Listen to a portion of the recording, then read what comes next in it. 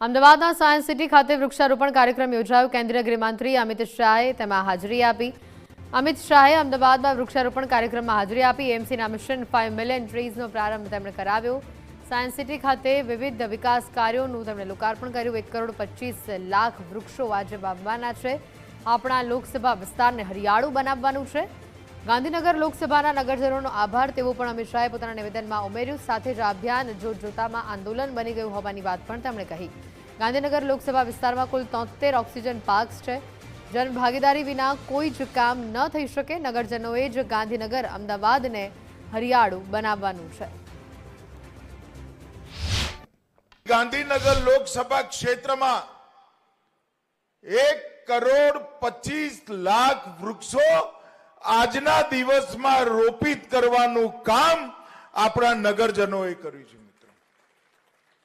અને અમદાવાદ શહેરમાં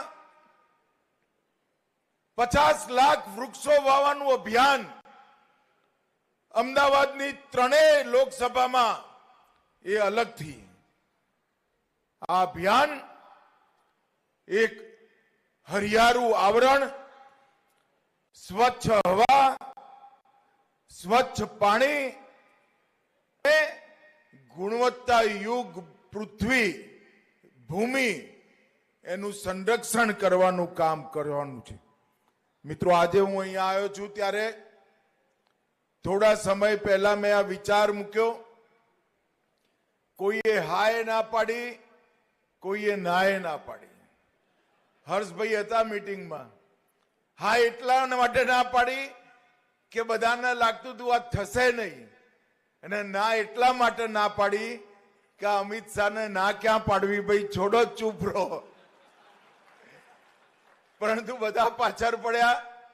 ગુજરાત સરકાર, એના મુખ્યમંત્રી, ઉપમુખ્યમંત્રી, અમદાવાદ મ્યુનિસિપલ કોર્પોરેશન, ભારતીય જનતા પાર્ટીના કાર્યકર્તાઓ અને જોતામાં આ 1.25 કરોડ વૃક્ષનું અભિયાન એ કોઈ નારો ના રહેતા જન અભિયાન બની ગયું। અને આજે 1,67,000 નાગરિકો પોતપોતાની કોલોનીમાં પણ વૃક્ષ વાવવાના છે।